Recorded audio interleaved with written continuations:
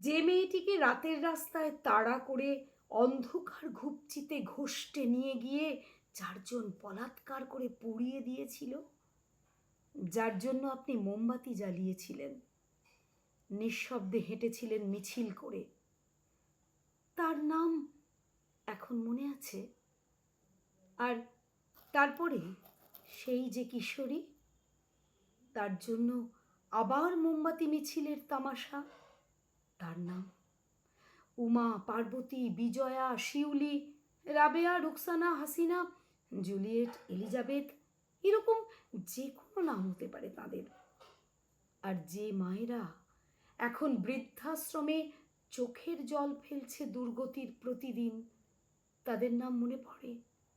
এরা হতে পারেন মহামায়া, জগদ্ধাত্রী, জয়া, অপর্ণা, বিমলা, শবনম বা এলিনা। সত্য বলার অপরাধে গুলিতে মৃত গৌরীর নামটা মনে আছে?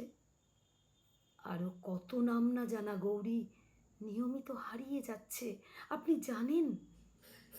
ভ্রূণ অবস্থাতেই, শুধু কন্যা বলে যারা আর পৃথিবীর আলো দেখতে পেল না, তাদেরও তো নাম হতে পারত শিবানী, শঙ্করী, গায়ত্রী, তবসুম, ওয়াহিদা বা মার্গারিটা।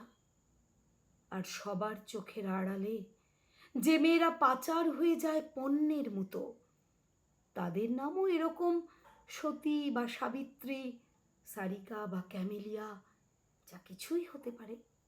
আচ্ছা, আমার আপনার নামও তো হতে পারত হারামজাদা। কারণ দেখুন, আপনি এসব জানেন যেমন আমিও জানি। আমরা সাহিত্যে নারীকে অর্ধেক আকাশ, জন্মভূমিকে দেশ ও মাতৃকা, বক্তৃতায় সমানাধিকারিণী বলে আধিক্ষেতা করে আসছি কত কাল।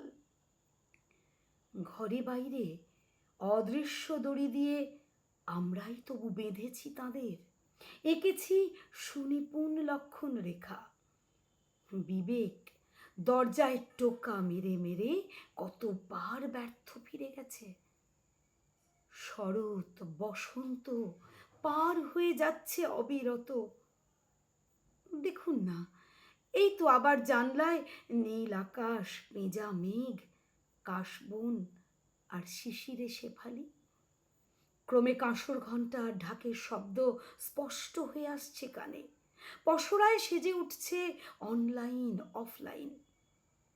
এবারও নিশ্চয়ই গিয়ে দাঁড়াবেন অঞ্জলির লাইনে, হাতে ফুল নিয়ে যখন দেবীর দিকে চাইবেন, মন্ত্রের বদলে একটু সত্য উচ্চারণ করুন এবার, ক্ষমা চান আর প্রতিজ্ঞা করুন রামের নয়, আপনার পুজো আপনারই।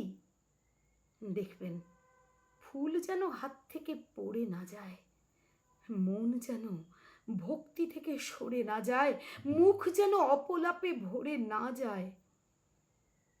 অনেক তো হলো, আসুন এবার সত্যি সত্যি দেবীর বোধন করি। ভ্রূণ রক্ষায়, সম্মান দানে, সেবায়, অন্তরে দেবীর মুখ উন্মোচনে। তবেই তো দুর্গা পুজো।